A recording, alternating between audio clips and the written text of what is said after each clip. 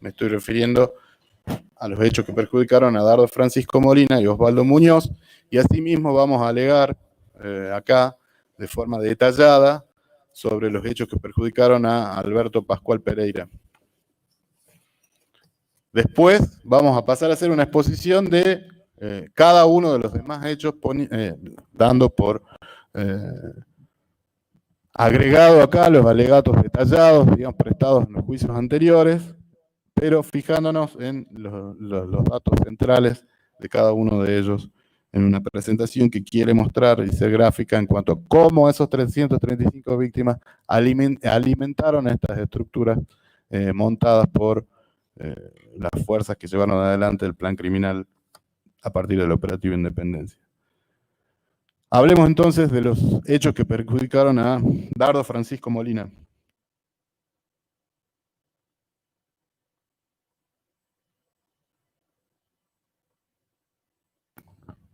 Dardo Molina era abogado, escribano y procurador recibido en la Universidad Nacional de Tucumán. Estaba casado en 1976 con Josefina Chazarreta, con quien había tenido 2 hijos, que son Josefina y Dardo. Había ocupado distintos cargos electivos y ejecutivos durante su carrera política. Antes del golpe de Estado se desempeñaba como presidente del Senado de la provincia de Tucumán y luego, del 24 de marzo del 76, como lo dijo su hijo Dardo Molina acá en la audiencia, había vuelto a ejercer la profesión de abogado y, entre otros, representaba a Amado Jury, que estaba en ese momento como preso político de la dictadura militar.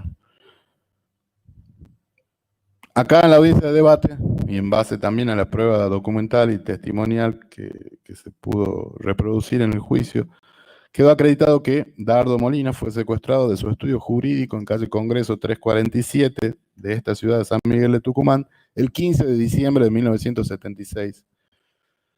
Así lo relató esencialmente en esta audiencia de debate Dardo Molina, hijo, que contó de qué manera la familia recibió la información exacta de lo sucedido por parte de Francisco Miguel Correa, que era un amigo de su padre, que justo se dirigía ese día al estudio jurídico y que vio cómo llevaban a Molina en su propio auto, que era un Torino blanco, junto a otras 3 personas de las que iban 2 adelante y 1 atrás. Adentro del estudio del doctor Molina, cuando se ingresó, se encontró una nota que decía "ya vuelvo", lo que, como sabemos, no ocurrió jamás. El auto de Francisco Molina, de Dardo Francisco Molina, fue encontrado, fue hallado por la policía de Tucumán el 30 de marzo del 77, es decir, casi 4 meses después del secuestro. En el interior del automóvil se encontraron 2 cuerpos de 2 personas, que según se pudo reconstruir documentalmente habían sido sometidas a reconocimientos médicos legales por Ricardo Galdiano. Ricardo Galdiano era el médico del SIC, el médico de Albornoz, el médico del Servicio de Informaciones Confidenciales, quien emitió con respecto a esas 2 personas los certificados de defunción.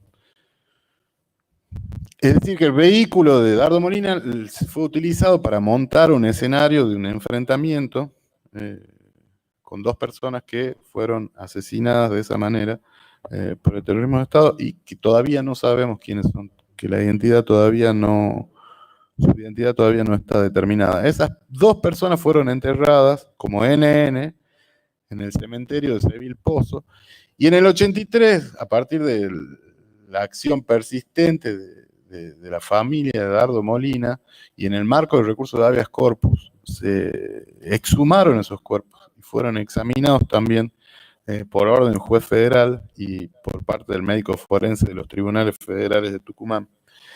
Las pericias lo que demostraron eran que eran 2 personas de sexo masculino y además que una de ellas tenía fracturas en el cráneo, arcos costales, escápula izquierda, compatibles con lesiones producidas por proyectil de arma de fuego, y el otro ostentaba una lesión en el hueso ilíaco, compatible con lesión de proyectil de arma de fuego, y una fractura en el segmento lumbar, producto de un fuerte golpe, un traumatismo de gran intensidad, dice el informe médico forense. El auto le fue restituido a la familia totalmente destruido, lleno de agujeros de bala, y acá contaron que lo tuvieron que vender como chatarra. Paralelamente hay un decreto del Poder Ejecutivo Nacional, es decir, en los registros de esta maquinaria de terrorismo estatal, hay un decreto que había ordenado la detención de Dardo Francisco Molina, el decreto 3197/76, el 7 de diciembre, es decir, una semana antes de que se concretó el secuestro del doctor Molina. Eso lo informó en su momento el Ministerio del Interior.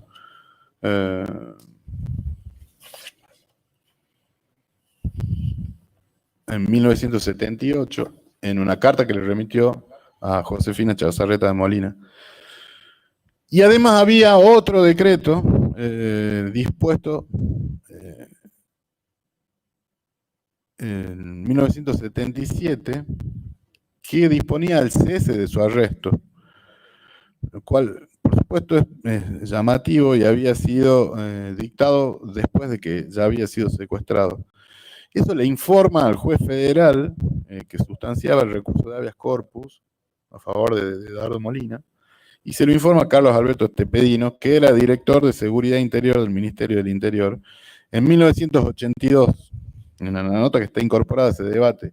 Lo curioso, lo llamativo de esa nota firmada por Tepedino, que estuvo imputado en esta causa y finalmente falleció, sostenía ahí en esa carta que la orden de detención se fundaba en la existencia de información secreta y confidencial, o sea, de información de inteligencia, que vinculaba al doctor Molina con la organización Montoneros. En la nota dice, le voy a leer textual, que Dardo Francisco Molina, usufructuando su condición de abogado y legislador, prestó desde los albores del movimiento subversivo incondicional apoyo profesional e ideológico logístico al núcleo de Marras, en acciones tales como la liberación ilegítima de terroristas, entre otros, el copamiento de la mencionada legislatura tucumana por grupos subversivos en octubre del mismo año.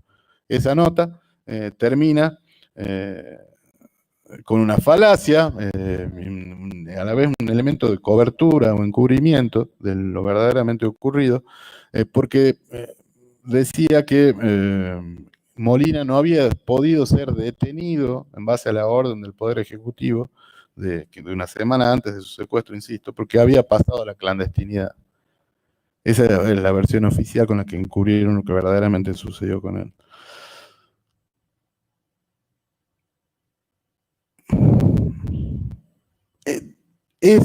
Todo este camino, digamos, de reunión de información que se fue produciendo a partir de las acciones judiciales, las expuso acá Dardo Molina Hijo, con lujo de detalles, y están también incorporadas al juicio como documental.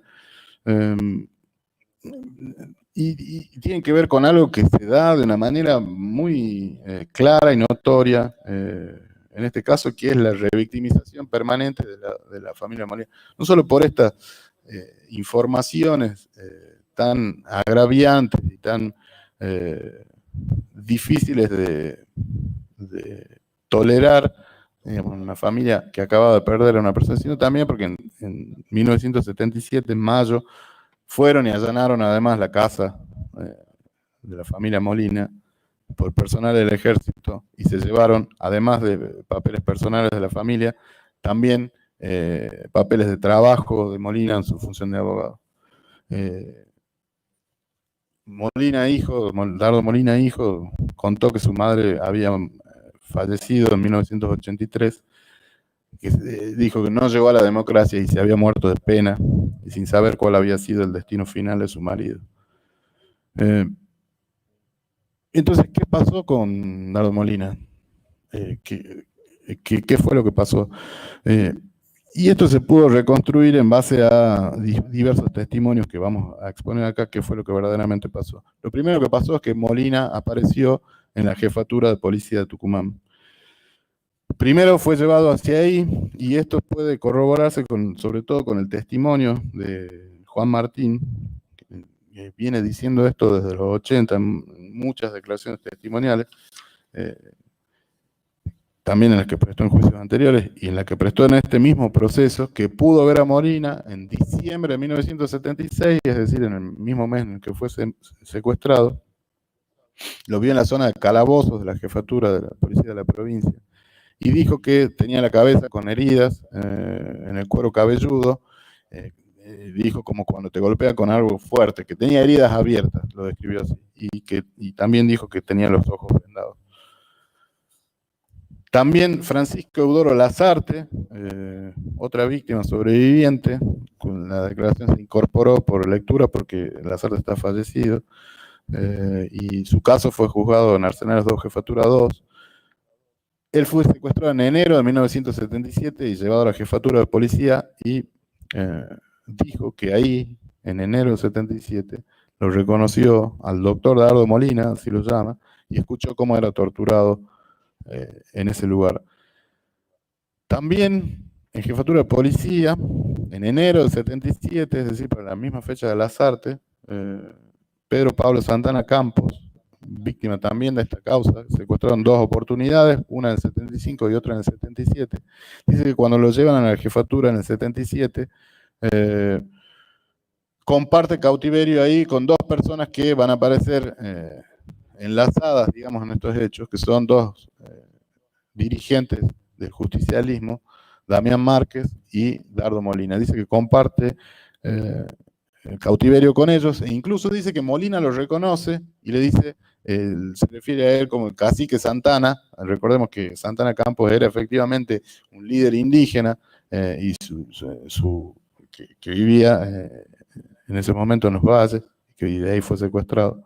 Entonces él lo reconoce porque tenía también militancia política Santana Campos y lo llama cacique Santana.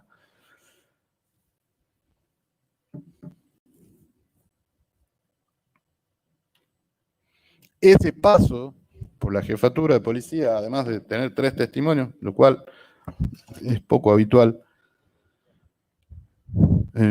está corroborado además por el listado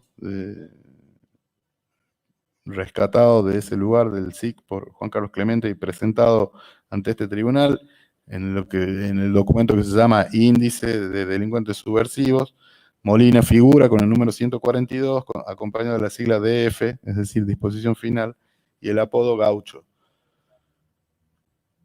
Luego de eso, pensemos que estamos hablando de enero del 77, luego de eso, Dardo Molina fue conducido en algún momento al Arsenal Miguel de Ascuénaga, lo cual también se pudo reconstruir a partir de la prueba producida. La primera, ese traslado habrá sido, por lo que se ha podido saber acá, entre fines de febrero y fines de marzo de 1977, o mediados de marzo de 1977, para ser más preciso. El primero que da cuenta de Molina en el Arsenal Miguel de Ascuénaga es Luis Francisco Fernández. Él había sido secuestrado ahí, ha fallecido, declarado en el 84, declarado ante el juez federal en el 84. A él lo secuestraron el 20 de febrero de 1977 y cuando es llevado al Arsenal, uno de los interrogadores, mientras lo estaba torturado, le dijo que lo iban a carear con Dardo Francisco Molina, porque lo que estaba diciendo él se contradecía con lo que Molina decía. Esto es, por lo menos, después del 20 de febrero de 1977, que es cuando Fernández es conducido al Arsenal, al centro clandestino del Arsenal. Matilde Palmieri de Cerviño declaró también en la causa 13, en la causa 1384. Ella fue secuestrada de su casa acá en San Miguel de Tucumán el 11 de marzo del 77. Y